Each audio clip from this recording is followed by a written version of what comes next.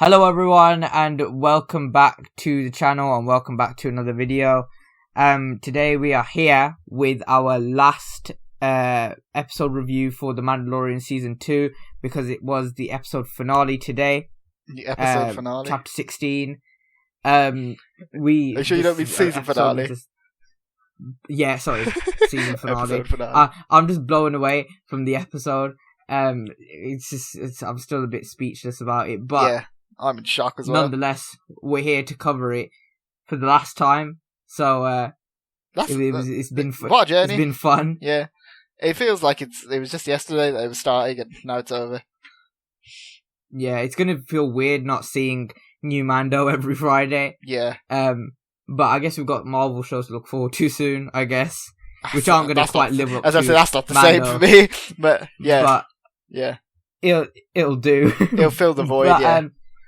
Let's just get into it. I feel like this episode's going to be quite long, because of mainly what happened. There's so much to talk about. So, I'm sure you'll join us for that ride. We'll start with our non-spoiler thoughts. So don't worry about spoilers yet. We'll warn you when that happens. This episode, I think we both agreed that it's the best episode of the whole show. This probably is my favourite episode of the whole show. It's amazing in like every way. It gave Easily me everything this season. Yeah. It gave me yeah. everything I wanted from from like what the finale of the show could be. It gave me everything, or not this show, I guess this season. From what the finale of the season could be, it gave me everything I wanted. I just loved it in every way. I think it's my favourite Disney Star Wars thing that I've actually seen. Yeah, I'd say that's fair. This the only episode. thing that comes close to me for me is Clone Wars.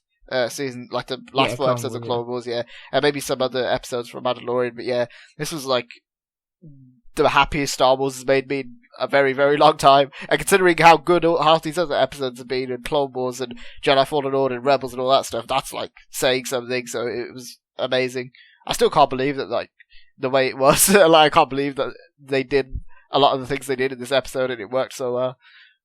It was amazing, and if you haven't watched it, I don't know what you're doing yet. Go watch it. Also, now. One thing I want to say, Peyton Reed directed this episode, and they need to stop giving Peyton Reed disposable things, like, because remember in the second episode I was saying, like, they gave him that episode which was disposable, they gave him the Ant-Man movies which are pretty much disposable. They need to stop doing that, because this guy's talented, so... He did. Yeah, this episode was amazing. Yeah, he did a lot better job in this episode than the second episode, in my opinion. So this episode showed that he had talent, so give him more stuff. Big well done for well done, Peyton Reed. If only he could have directed Fantastic Four instead of someone else. This is actually everything that, like, I wanted from this show, like, and even Disney Star Wars. This is just actually like the best thing, in my opinion, to come out of it. Yeah, it's definitely this whole episode just felt like a movie. Yeah, the whole like season and show felt like a movie so far, so they are that same level of quality. They're better than a lot of movies. Yeah, that's pretty much all I have to say on non-spoiler, so same, you got anything else to say? Let's just jump in. Okay, so if you haven't watched the episode, it's streaming on Disney Plus now. I don't know what you're doing. Go watch it, because it's like amazing. And you're probably going to get it spoiled in the next few days if you don't, so watch it. Yeah, because some pretty big things happen, that's all I'm going to say. But yeah, if you haven't watched it, go and definitely watch it and then come back to this video. You've been warned, and let's get into the spoiler review. So, Chapter 16, The Rescue. Pretty predictable title, I think. It's self-explanatory, I guess. Just explains what's going to happen in the episode, Yeah.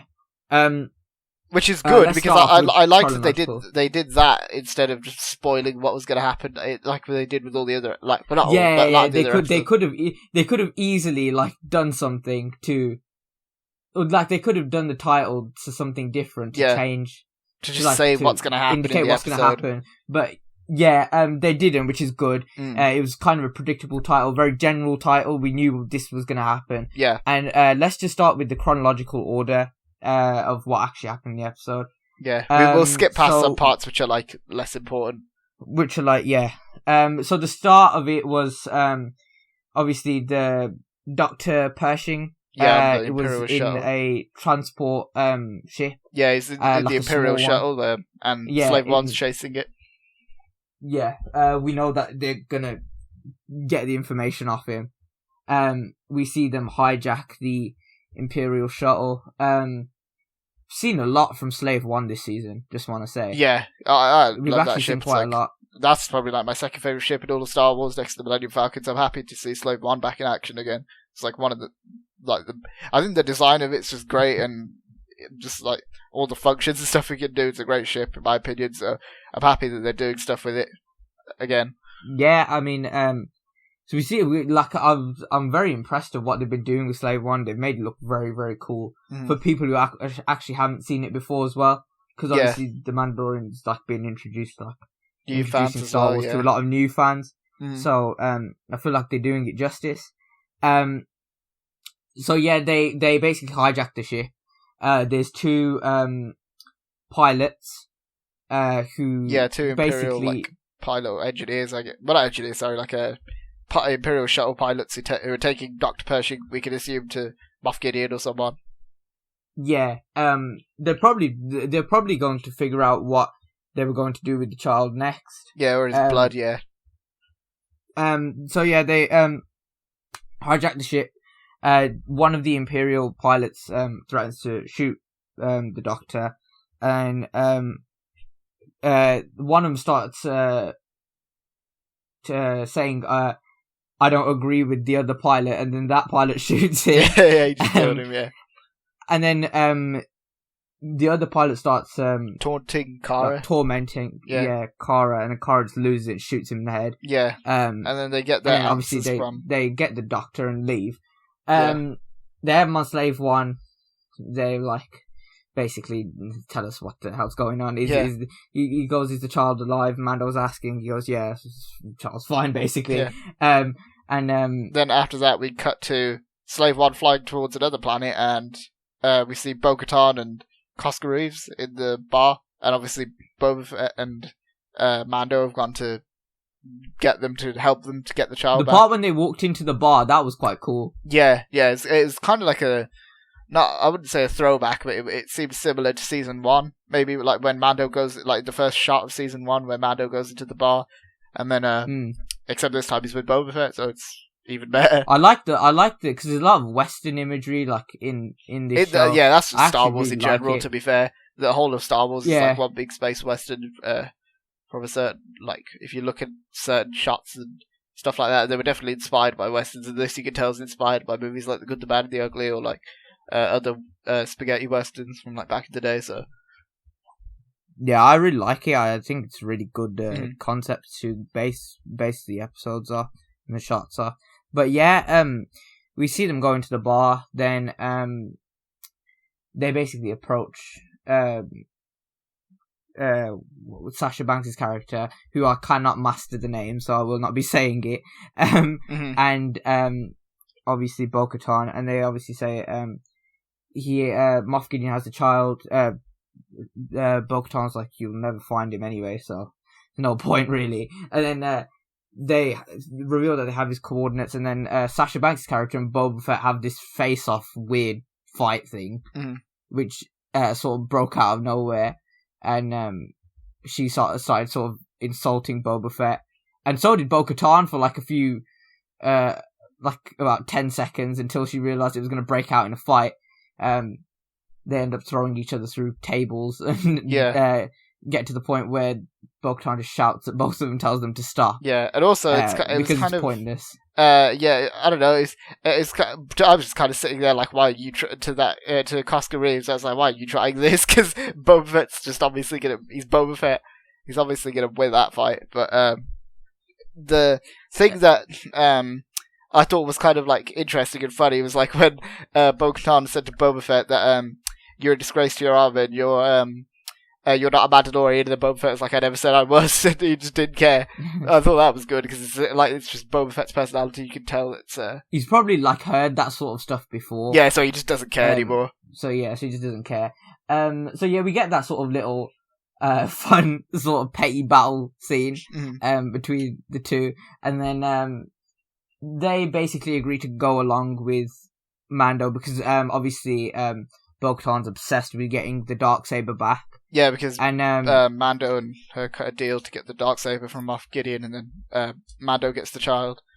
in Yeah. Return, So they're all on Slave One, and they took over the Imperial cruiser because they use that as well. The Imperial shuttle, yeah. Forgot to mention that. Yeah. The shuttle. They use that as well. So they're sort of figuring out a plan, and Dr. Pershing just basically snitches on the whole Imperial plan, yeah. Imperial plan, and like the layout of Moff Gideon's ship. This is here. This is what you need to do. This is the time you have to do it. Yeah. Before everything bags off, basically.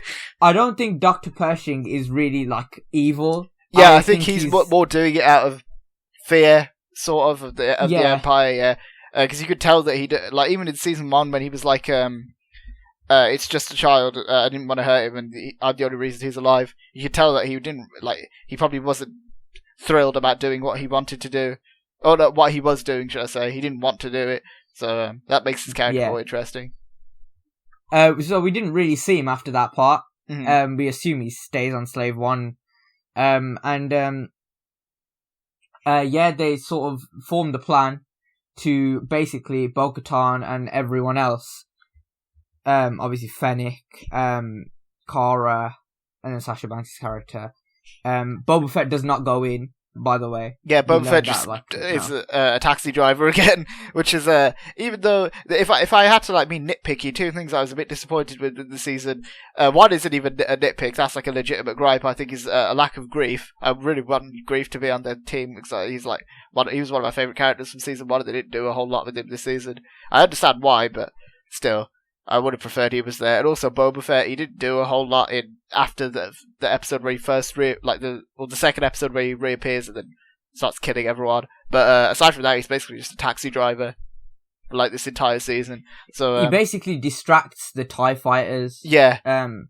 So they could make an entrance. It's a cool scene, but I wish they did more than relegating Boba Fett to just Slave One, just being there.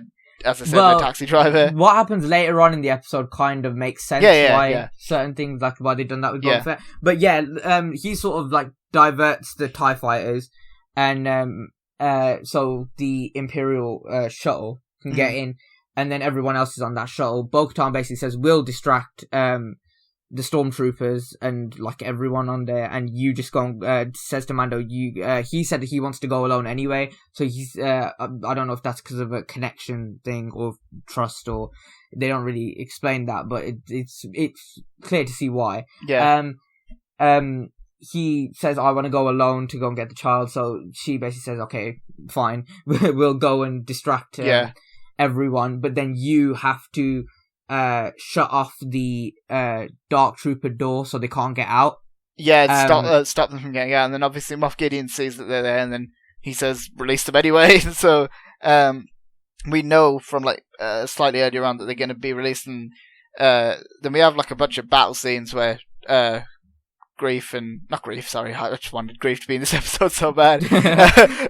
Cara, Bo-Katan, and Fennec, and and Koska, obviously, they go and they're fighting all the stormtroopers. That was cool. And Mando's being all stealthy. We have that scene where the Dark Troopers start getting released, and that scene looked cool. Well, you like that scene. The way that scene was shot, edited, is edited, yeah. It's like nothing I've ever seen in Star Wars before.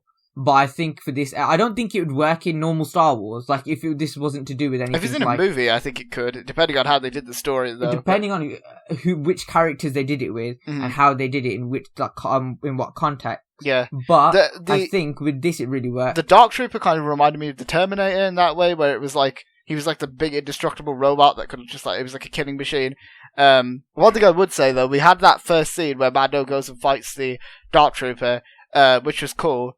And then he just jettisons all of them out, and I was like, "Oh, well, that's kind of disappointing." Because I thought they'd probably just forget about the fact they have rocket boots or something, and just wouldn't bring them back. But that scene where Mando fights him and he's getting punched in the head 1,000 times, and then he throws him on the floor, and then he gets the staff and stabs him. That was cool. That whole fight scene was really interesting. And then we see him kind of stealthing his way through the ship, and then he makes his way to, obviously we have other scenes as well where Cara and Fennec and all them fighting the stormtroopers, and we get to see a lot of big Weds, martial arts skill on display, which is good. And then We also get to see Kara being like a savage with the gun. Yeah, because like when it gets jabbed, it just starts smacking everyone with it, even when it's jabbed. Yeah. So and then when she finally gets it working again, she fully like walks out the elevator with confidence and shoots everyone. Yeah, I thought that was really cool. And the other part I thought was kind of funny was when that. I mean, it's like a quick scene. It wasn't even supposed to be funny, but I just found it funny. Was that you know that Imperial officer who's been like Moff Gideon's like little sidekick? When she walks out and then she just gets like killed the second she just walks out and just falls on the floor and dies. That's kind of funny to me. I don't know why, but it was to me. And then the bridge is clear. Everyone's basically dead there because they've killed them all. And then Mando's destroyed a Dark Trooper one, and then basically goes to Grogu's cell. Yeah, where goes to Grogu's cell. He sees Moff Gideon with the Darksaber. Yeah, near hitting Grogu's head. Like, basically, not really saying, but the picture sort of... His actions were speaking louder than his words. He was saying that I'm going to go cut his head off, Come any closer, he's getting beheaded. Yeah. Sort of thing. And then they have this sort of conversation about... And that whole exchange between him and Moff Gideon was really good, in my opinion. Like, the way that he, like, manipulated him. Kind of, I mean, obviously Mando probably knew that wasn't what was going to happen, but the way he was like, I see the bond that you have with the child, and all I wanted was his blood, so you can take him now. Obviously, we all knew that wasn't going to happen, but the blood thing, he did reveal. Well, he didn't really reveal, but he said that it could be basically the key to they've got the child's blood, so we know that the blood has been extracted, and it's basically probably safe with the Imperial remains. And then he also said like this, he's incredibly gifted and he's going to be used to bring order back to the galaxy. He also revealed that in that sort of sequence, which could hint that they did use his blood for Palpatine to bring Palpatine back, which wouldn't be a surprise, but they probably wouldn't do anything else with it. Wouldn't really make any sense if they did anything else with it unless they were going to expand on it at a later time. But so he basically says, does this manipulation thing of that, I see you have a strong bond with the child, and all I care about is this Darksaber. He makes out that he has a stronger, desire for the Darksaber than he does for the child. So, he says that the Darksaber has, like, an incredible amount of power behind it in terms of the ruling Mandalore thing. So, he basically just says, take the child, and then, obviously when Mando goes to pick him up, tries to go and pick him up. Obviously, we see him like trying to strike him down. Moff Gideon's face on that part was just hilarious when he's like, when he's watching Mando walk over, and then you just see him like staring at him, like, okay, hurry up and pick him up so I can start beating you down with the Darksaber. And then he gets it, he just starts wailing on him, starts whacking the jetpack, and obviously he didn't do anything. And then Mando starts blocking with gauntlets. And obviously earlier in the episode it was revealed, which we already knew, obviously, that the Darksaber can't cut through, or can cut through pretty much anything except pure Beskar. Almost anything, obviously. Probably other exceptions, but that was good that they brought that staff back into play, and also Mando's armor. Because obviously when he's fighting, he's using the wrist gauntlets at first. You know what I was thinking during that scene when Moff Gideon started like bashing him with the Darksaber, and I was thinking, why aren't you pulling out the staff that's on your back? Because I feel like it was a good 40 seconds, and you'd taken a lot of hits before you actually grabbed the staff. I guess he didn't really feel like it was necessary at first, but then once it got real, I think there was a few opportunities where he actually could have grabbed it, but then obviously eventually he does. Yeah. We see this whole scene play out with like which we said in our is it what episode was it when that was in the Ahsoka episode. That would be chapter 12, I think. I think it's chapter 12. Yeah, I think so. We said in that review that he would probably use that for the Moff Gideon sort of lightsaber duel thing. Yeah. And he did. We see this play out. Amazing duel. The choreography in it was great. It was a lot slower, and then obviously a lot less flashy than all the other kind of Duel of the Fates and all those kind of lightsaber fights like that. But you could tell that these were two characters who were they were experienced in kind of melee combat, but then Moff Gideon sort of did know how to fully like wield a lightsaber. So I feel like he struck that balance well, where it was like both these two like are experienced enough with melee weapons, but they also like don't know completely how to use them, which I thought was interesting. Yeah. Also, Moff Gideon reveals that he knows about Bo-Katan. Yeah, that's true. Like properly. Well, he did say that this used to belong to Bo-Katan, and I know that you've been with Bo-Katan, so he's aware of her existence, and obviously he knows the history of the Darksaber and all that stuff. So, I guess after Mando fights, we don't actually learn how he knows all about this. Oh, they say he's an officer, don't they? Oh yeah, he's an ISB agent. Yeah, that's why. ISB agent. Yeah, so, which is why Agent Kallus was. Know how he got the Darksaber though. Yeah, they don't really say how he gets it. But you know how you said Agent Kallus was one of those agents? Yeah. I was thinking that you know how Agent Kallus has that staff from one of Zed's, bow rifle, not bow staff. That's like a Ninja Turtles. Yeah. And I think that do you think it could be the same thing? Like they were going on missions and then maybe just like collecting relics. Yeah, maybe. Yeah, maybe. But he did know that you have to win that saber in battle, so maybe he did win it in a battle between him and Bo-Katan, which they never actually expand on. But we'll get to that part in a bit. Yeah. So Mando obviously he wins. He defeats Moff Gideon, makes him yield. He says, "Oh, you're sparing my life," sort of thing. This should be interesting, and it got very interesting. I think Moff like knew like what was going to happen with the Darksaber thing, because obviously Mando gets a child, grabs the Darksaber, ignites the Darksaber. That was such a like cool visual to see Mando holding the Darksaber. Yeah, I think we from season 1, a lot of people wanted it. Yeah. A lot of people saw it coming. We actually did get it, so cool. We didn't actually see him use it, not properly. He didn't fight anyone with it, yeah. So he handcuffs, obviously, Moff, brings Moff to the front of the ship, the control of the ship. It's like the bridge. And Bo-Katan's like, what are you doing? Why are you holding the Darksaber? Yeah, stop. That's mine, basically. And because Mando's uncultured, he didn't know. Pretty much. Yeah, that's pretty much the explanation we get. He didn't actually know that if you win the Darksaber in battle, you can't actually give it to anyone unless they defeat you in battle. So that whole Bo-Katan deal has just gone out the window. Yeah, because with the Dark Troopers, it's gone out the window. Yeah, and then Mando's just like, well, he's basically like, I don't want this, just take it. And then Bo-Katan's like, I can't. So they leave that unresolved. So obviously, I guess we'll see later at some point if there is. And Moff Gideon is actually like teasing them about it, which I found quite funny. I'd love Giancarlo Esposito in this role. He's so perfect for it. He's like hilarious at times, but he's also like still like threatening. He's like a threatening villain. Even when he's like defeated, he was still being a threat. And also basically, I think Moff Gideon wanted Bo-Katan to start like fighting Mando there and then, which he didn't actually get in the end, but it's fine. Yeah, I didn't think that would have been in character anyway. But I mean, I feel like it from a certain point of view, it might have been, but for me, I don't think it would have been in character for either of them to obviously fight over it at that point in time when something important was going on. Yeah, I think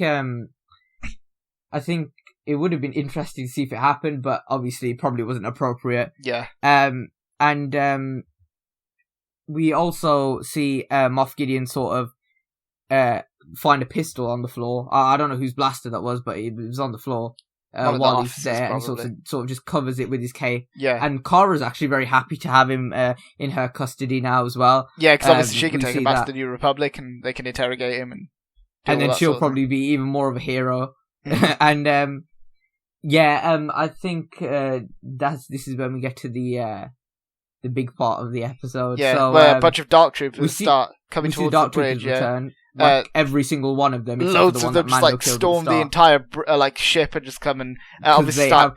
Because they have rocket boots, which no one forgot about, which is good. Yeah, I'm happy that they didn't do the stupid thing that a lot of shows would probably do. They just forget that they have rocket boots, and they would have just jettisoned them all just so they can get them out of the way.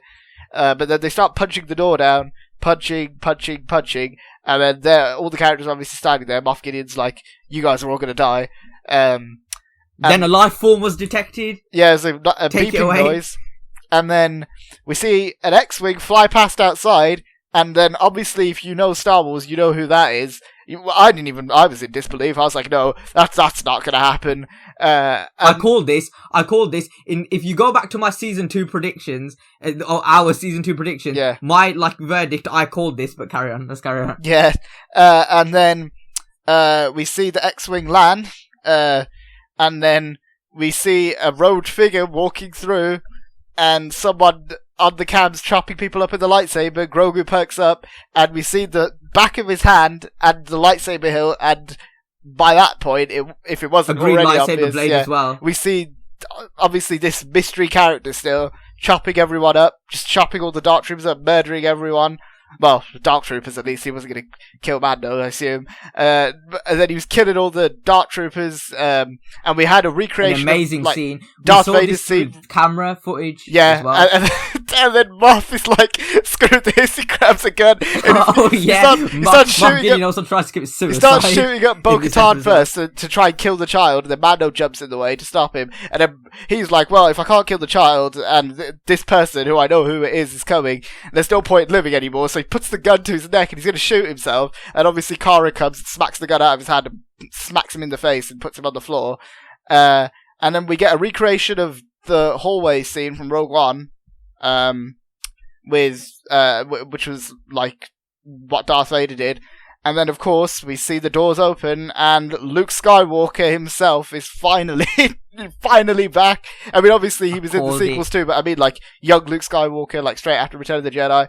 Luke Skywalker is in this episode, he's in this show. And he looked great. He looked great. He actually didn't look horrible. Yeah, the CGI on one shot was kind of weird, and it was kind of off-putting from for some people. It would be, I guess.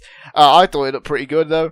And then Luke Skywalker in the Mandalorian. I still can't believe I could say those words. Luke Skywalker was in the Mandalorian, and this was what a beautiful scene, and the way it was directed and shot, everything with Luke is just, and the music as well. Ludwig Göransson did a great score for this season. I think it was a lot better than the first one. I loved season 1 score as well. This was even better. But yeah, I called this. Luke's back. This. Yeah, Luke's back. You can go to our season 2 predictions video and just watch that video. We were talking about potential characters that could show up. We legit said most of the characters that did show up. One that we thought was a bit far-fetched, but we said was Luke Skywalker, yeah. And then also in episode 4 of this season, when Ahsoka Tano showed up. Not episode 4, sorry, episode 5 of this season, when Ahsoka Tano showed up. I said as well that it has to be Luke, and it was. It was the Jedi that Grogu reached out to 2 episodes ago, was Luke, and obviously Luke comes in, and I can't believe that. As I said, I still can't believe that I could say that. He's wearing the same suit he wears in Return of the Jedi, and but very similar to his suit in Battlefront 2 as well, yeah. A hood. Yeah. This looks so sick. Yeah, it looked great, with the black cape. Oh. And they had his green lightsaber. We got to see that in action again as well, and him just chopping everyone down. It was amazing. And then obviously he says to Grogu, "Come, little one," and he's gonna take the child away. And then Mando's like, he doesn't want to go with you. And then Luke obviously tells him that he just wants your permission. So then Mando picks him up, and then the child touches Mando's helmet, 'cause obviously... This is such a touching moment. Yeah. This is the emotionally, the most... I was already an emotional, train wreck of the fact that Luke was even in this show. So this scene was just another smack in the head, sledgehammer to the bloody brain. But, they had... obviously a really nice and touching moment. It's also a really satisfying moment as well, because it's finally where he touches Mando's helmet, and then Mando takes his helmet off, and the child looks at him in the face and obviously knows that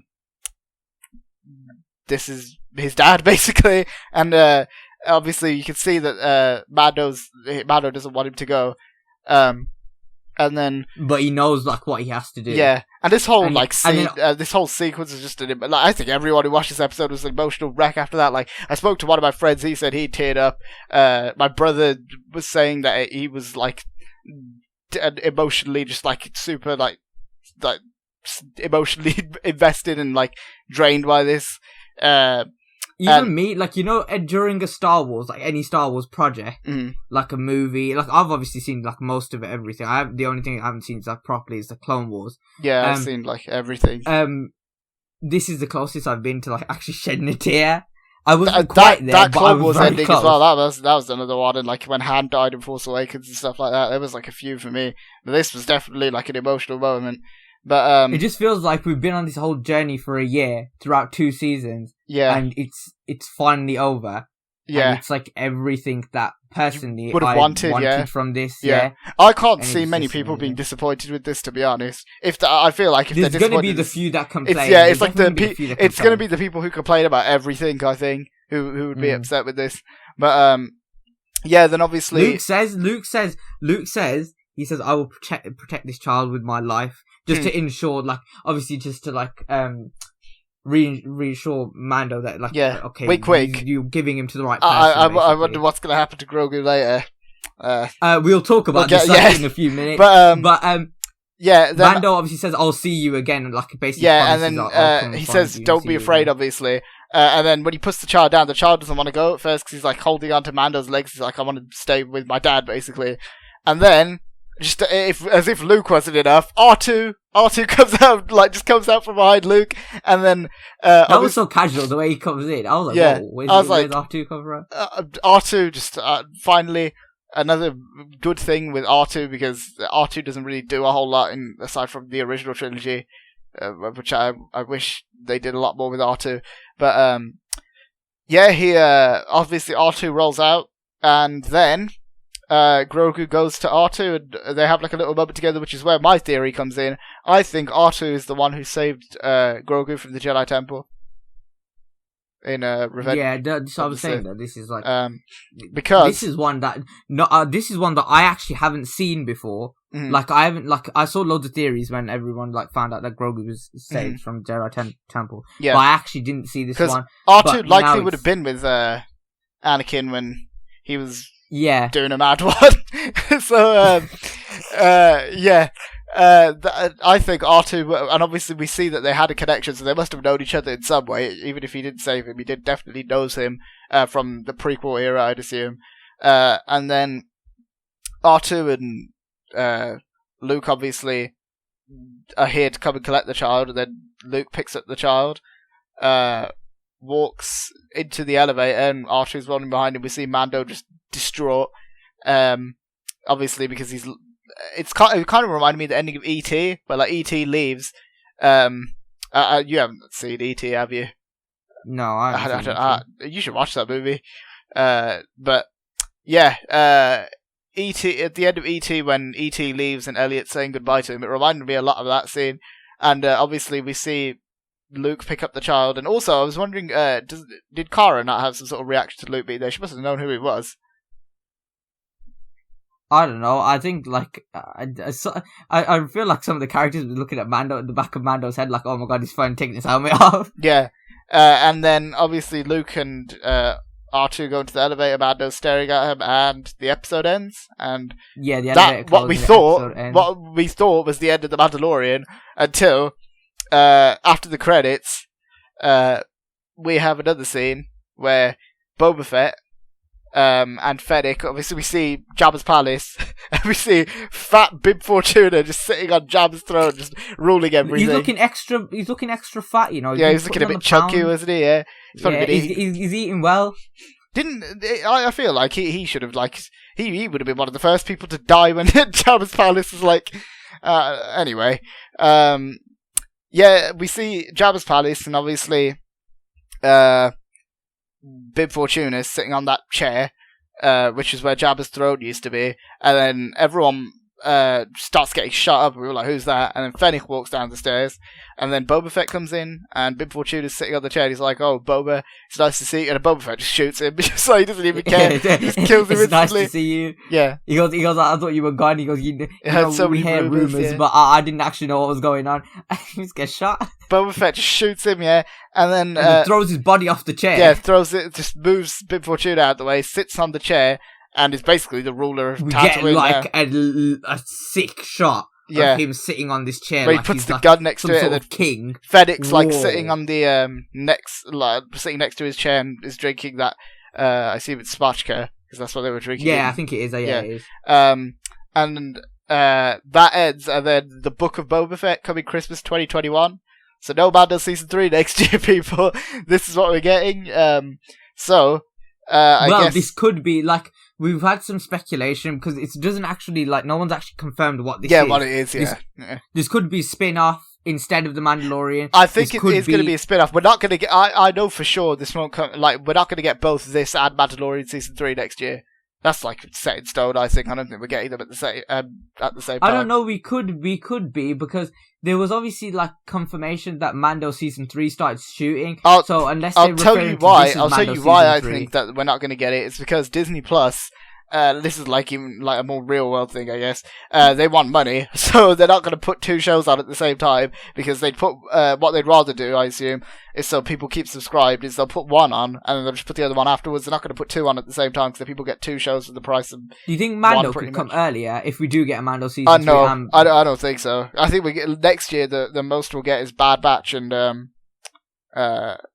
the Book of Boba Fett. Whatever that turns out to be. We were saying how the Book of Boba Fett could be another like chapter to the Mandalorian. That's what I'm thinking. Because what I'm thinking is, there's 2 possibilities: either it's not Mando season 3, or it is Mando season 3, but it's about Boba Fett and he's not and Mando's then they renamed the other 2 seasons. It's kind of like Avatar, the Last Airbender, where. But we will. I'm sure that we will see Mando return because there's this isn't the last we'll see of Mando. Yeah, that's for sure. He's technically the ruler of Mandalore now.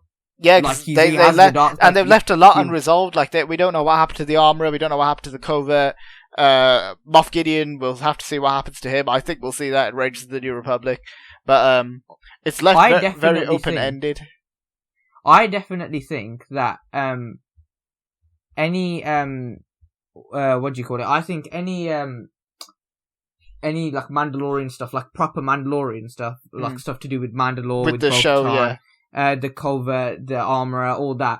I think we'll see that when we see Mando, like Din Djarin, return. And I think we'll eventually see. I think we'll eventually see a Mandalorian season 3. For now, though, I think it's like I don't want to say it's over, but it's not gonna be here anytime soon. I don't think, unless the Book of Boba Fett. Unless we do, it's not ruled out that we're not getting both next year. That's I think it is ruled out. To be honest, I can't.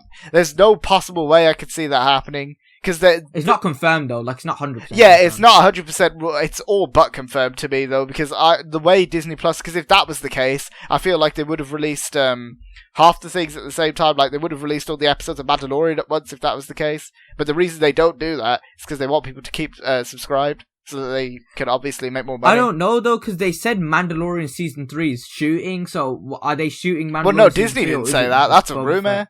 We don't know that for sure. Also, they said they're preparing to shoot, didn't they? I don't think it's actually started yet. I think. Hold on, let me do a quick search. Hold on. Yeah, if this is the end, then for now at least, for the like foreseeable future, like with Rebels, I feel like this could be like Rebels, where this is the end for now, but it's not the actual. Like obviously, Rebels left a lot unresolved, and we're gonna get to see the kind of payoff to that in maybe the Ahsoka series or other series. So. Oh no, you're right. Actually, yeah. As far as we know, it's not. The Mandalorian season 3 hasn't begun filming. No footage, no trailer, nothing. Exactly. So, I know. Yeah, I knew maybe, that. Yeah. So this could be the end for now. If this is the end for now, I'm happy with the way it ended. Yeah, I think it was a fantastic show, and it's definitely the best Star Wars material in a long time. Everyone who worked on that show deserves a congratulations. Yeah, and should be very proud of what they've done with this. Yeah. Because even if it's like it was just a year, pretty much the whole like they did all this. They did all this in a year, and it was amazing. It's like this has been like my favorite TV show that I've seen since like Clone Wars, pretty much, or like 2012 Turtles or something like that. Like I love this show. So that was the Mandalorian season 2. this has been my favorite Disney Star Wars thing. Yeah, maybe even my easily. favorite Star Wars thing. Like except for like, I'm not going to say that because I'd say Clone Wars and the original trilogy take that, but this is definitely a good third. Because I mean, it's just amazing. It's really good. Like, let's talk about Luke. Because obviously, since it's the season finale, we can spend a bit more time like talking about different things. Yeah. So let's talk about Luke. So obviously, Luke comes in. We know he takes Grogu now. Yeah. And also, from the credits, we now know that of course it was. I think for the action scenes, it was somebody. I forgot the guy's name. So good job to that guy. You did great in the action scenes. But then when he was standing there talking, we know that it was Mark Hamill actually playing Luke, and what we can assume is voicing him. I assume they might have done a bit of like digital alteration to his voice, maybe. But it sounded really good. Yeah, it sounded great. Luke looked, for the most part, great. There was like a shot or two where he looked kind of off, but it was fine. It got the point across for me. And this kind of opens the floodgates now. Who knows who they could bring back? They could bring back Land. Obviously, we know that Lando's getting his TV show. They could bring back. I don't think they should bring back Leia. Actually, I've got a few predictions for what could happen. One thing I want to say is that I just thought of now is that you know how Luke didn't actually meet Ahsoka as far as we know, like properly.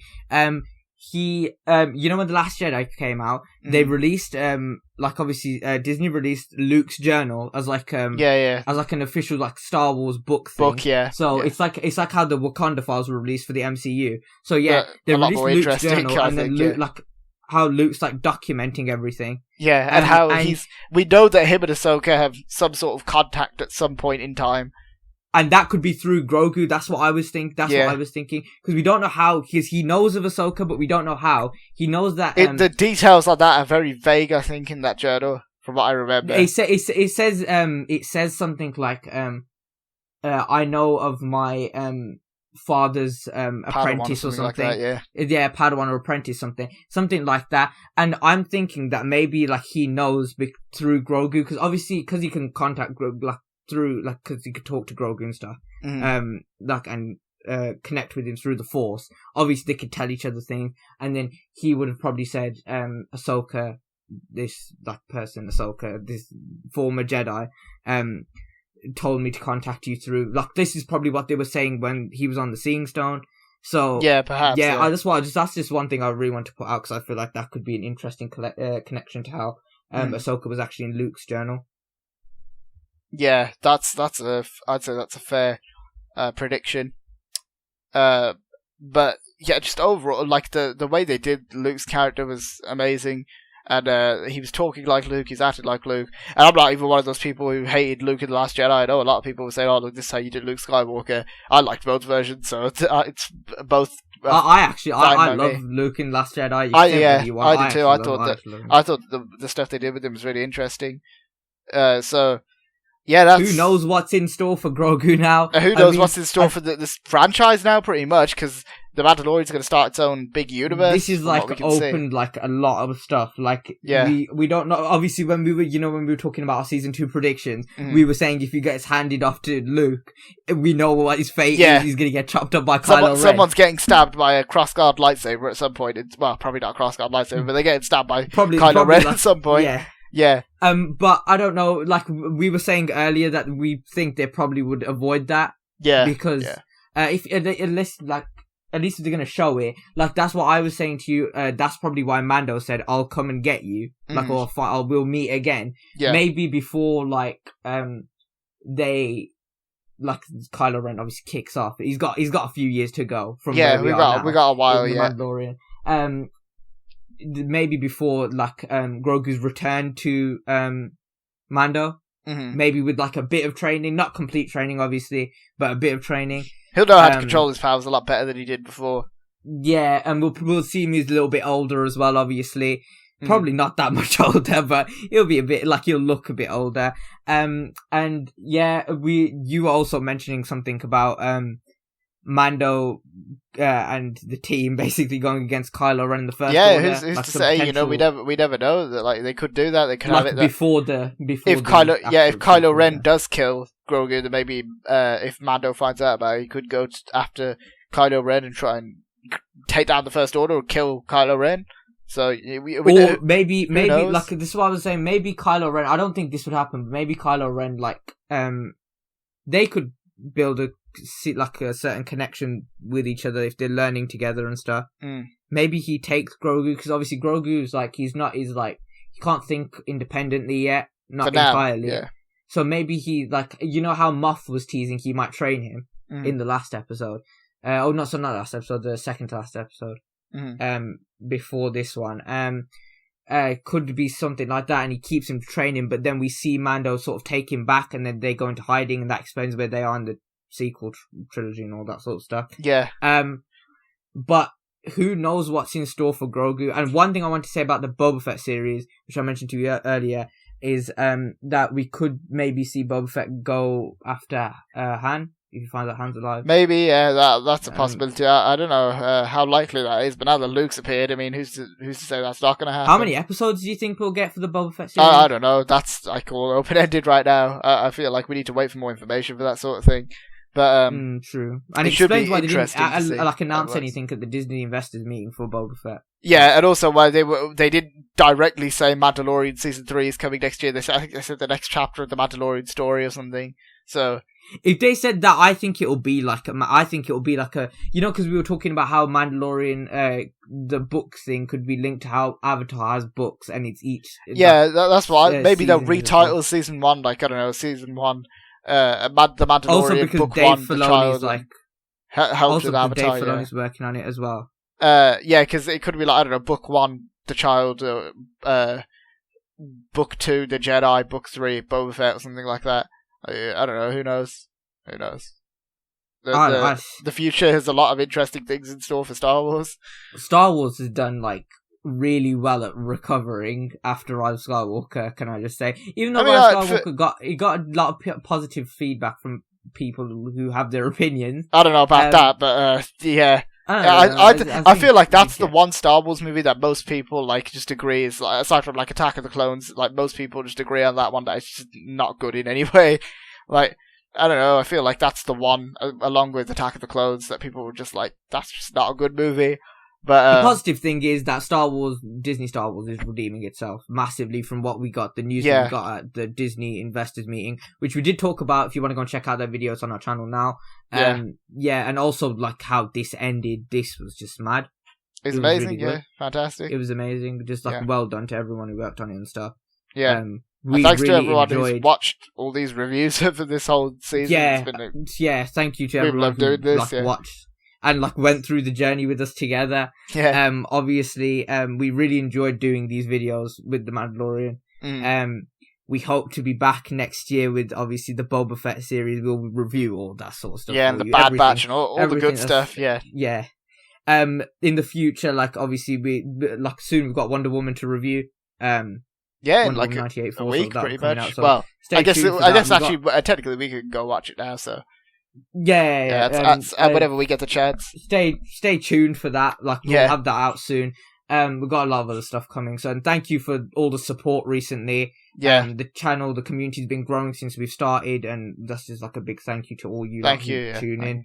And that's pretty much all I have to say about the season 2 finale of The Mandalorian. Yeah, great finale, great show, potential great end. If it is the end for now, like with Rebels, then well done to everyone who made this. And can't wait to see the new Star Wars stuff, what Star Wars has in store in the future. Yeah, I mean, like, thank you everyone for watching, going through this journey with us. If you did enjoy, don't forget to like, subscribe, and share with all your family, friends, the whole Star Wars community. Also, let us know, like, your thoughts if you have seen the last episode. Yeah, let us know in the comments. I don't know why you watched this, but if you haven't, just let us know about your opinions and what you think could happen in the future. Like I said, don't forget to comment, subscribe, like, all that good stuff. Check out our Instagram for updates on future things. We'll keep on updating everyone on like any news that we come across and any future uploads as well. So make sure you go and follow that. And thank you so much for watching, and we'll see you next time. See ya.